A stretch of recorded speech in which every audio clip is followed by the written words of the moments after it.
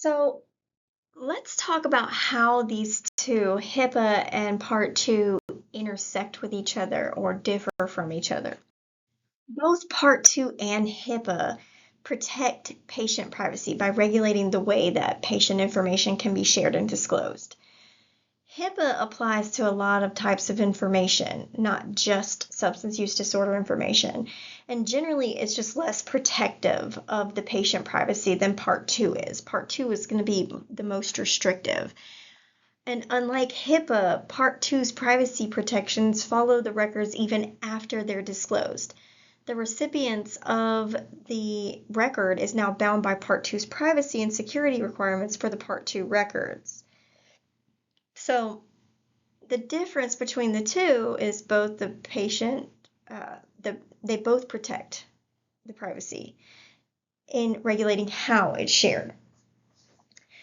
HIPAA is going to regulate many different types of patient information, and Part 2 is going to specifically focus on substance use disorders, and it follows it even after it's disclosed. So when we're looking at the difference between HIPAA and Part 2, we need to think about the minimum necessary, and we discussed this earlier. We have to, under HIPAA, limit any permitted use or disclosure of PHI to the minimum amount necessary. So we don't want to disclose more than what's necessary. We don't want to put everything in the client's chart in something that we disclose. We want to stick to what's being disclosed. The exceptions are any disclosure to another provider or treatment purposes or disclosure to the patient.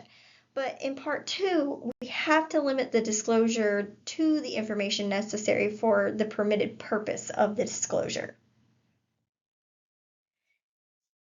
And remember when we were talking about business associates, somebody that we have a contract with, any of our contractors, our subcontractors, etc. Under HIPAA, we can disclose information to our business associates. We can create, we can receive, maintain, transmit PHI on behalf of the covered entity if we're a business associate, but not to other providers or not to members of the workforce. And we do have to, if we're a business associate or if we're working with a business associate, the business associate has to have a business associate agreement between the covered entity and the business associate and any subcontractors. But under Part 2, we can disclose to qualified service organizations.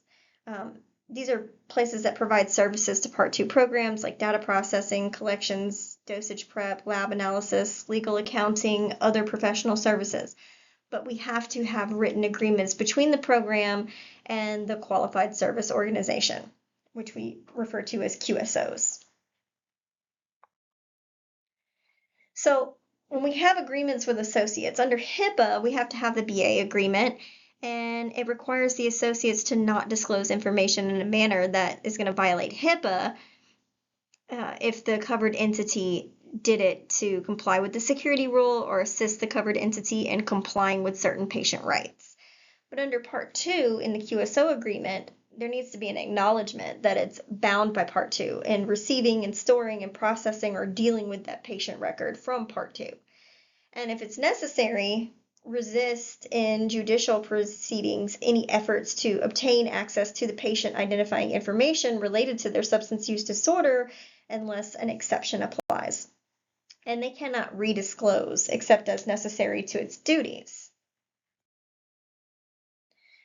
When it comes to minors, under HIPAA, if they want to, a minor can consent to their own care, but we generally can't disclose PHI to their parents. It's just not acceptable to do. We can disclose for purposes of payment unless it's prohibited by the state law. But under Part 2, if a minor consents to care, they can consent to care. We generally cannot disclose the information to the parent or guardian. We may not disclose to obtain payment, and we can refuse to provide care unless consent is given. If the minor may not consent to care, we can't disclose the minor's request for treatment to the parent or guardian without the minor's written consent unless the minor is not rational. And any consent for disclosure to others may be signed by the minor and the parent or guardian. Also, if the minor poses a substantial threat to themselves or others, or if they're not rational, then we may disclose to the parent or guardian.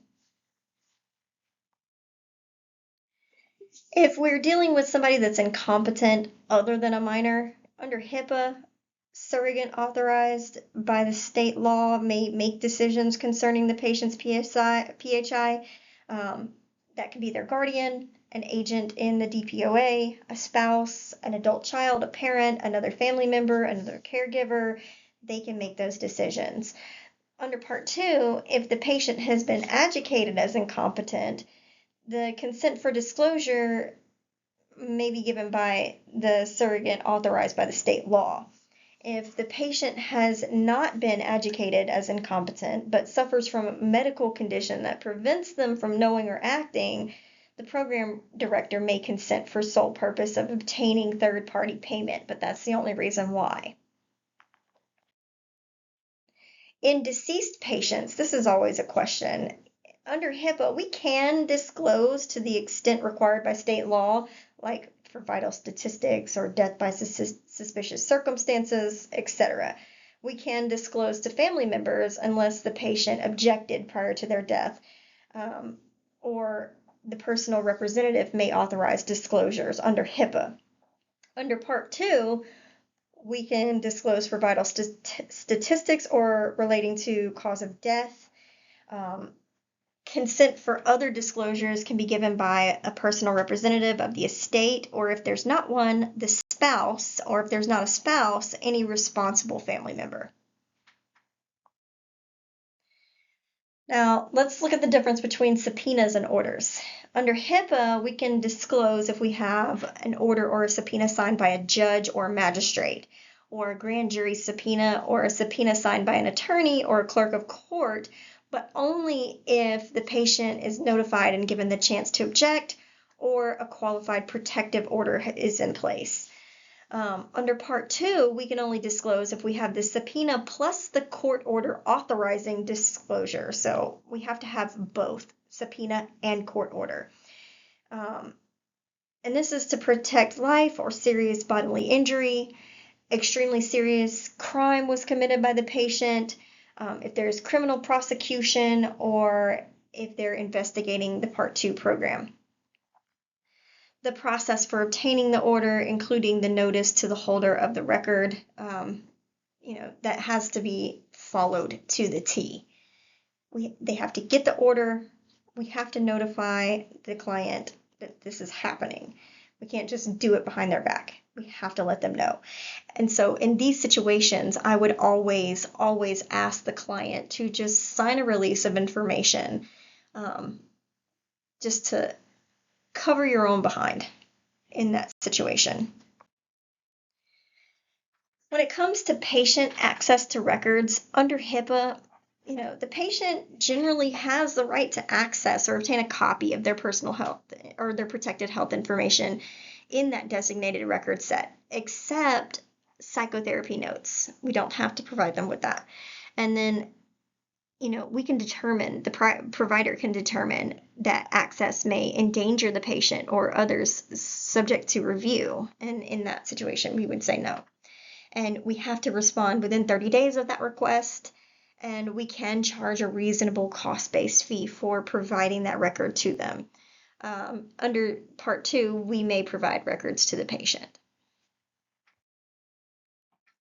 When clients are asking to amend their record, they generally do have the right to request amendment, but we can deny it if we didn't create the record, unless the creator's not available. We can deny it if the record is accurate and complete. We do have to respond within 60 days. And if we accept, we have to amend the record and notify any others that may be privy to that document. And if we deny, we have to notify the patient and allow the patient to attach a statement of disagreement to that particular document. Part 2 does not address any of this, so we have to follow HIPAA regulations in this situation. When there is a disclosure, we have to account for it. So under HIPAA, the patient has the right to request an accounting of disclosures made in the past 6 years. If they're in violation of HIPAA, if they're under certain HIPAA exceptions, or if they're not disclosures per authorizations. We can require a written request, and we have to respond within 60 days, and we must provide certain information about the disclosures. Under Part 2, a patient who has consented to a disclosure through general designation has the right to a list of those disclosures for the past 2 years, and the patient must submit the written request, and we have to respond within 30 days, and we must list the names, the dates, and the descriptions of the disclosures. Let's talk about reporting violations. Under HIPAA, you have to report a breach of unsecured PHI to the patient and to HHS, unless you can demonstrate that there's a low probability that the data has been compromised. Under Part 2, there's no duty to self-report. So we have to stick with the most restrictive one here, so we do have to follow HIPAA. And as far as security is concerned, the HIPAA privacy rule says covered entities must implement reasonable safeguards to protect client information. And the security rule says covered entities and business associates must implement specific administrative, technical, and physical safeguards for electronic PHI. And so typically this is going to consist of your policies and procedures manual. You want to make sure that you have everything covered in that specific statements regarding the privacy rule and the security rule.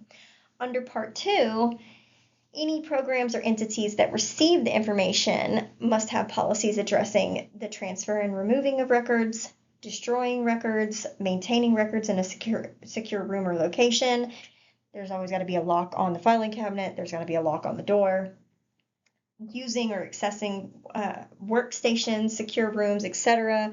Making sure that nobody can just walk by and see PHI. So having screen protectors or password protection in case you get up and walk away. You want to have those automatic systems in there. You want to make sure that there's passwords on the computer and passwords to certain protected information. You want to make sure that when not necessary, we de-identify records, things like that. And then how to dispose of the records. Under HIPAA, we have to protect or destroy records consistent with the standards. We can't just throw them in the trash can. We can transfer records to a successor, like we sell our business or things like that. And the business associate must return or destroy all records if feasible. Under Part 2, if the program discontinues or if they're taken over, it must de-identify and destroy records unless the patient consents to the transfer or if applicable law requires that the records to be retained for a period. The requirements concerning how paper or electronic records must be maintained is to be followed, and we must destroy records upon expiration of that retention period. So that 6 years is kind of that cutoff. We have to get rid of those records after 6 years. You can't just keep it because you want to hold it for 10 years. You have to destroy after 6. So it's important that you're staying on top of that and getting rid of it in the correct way.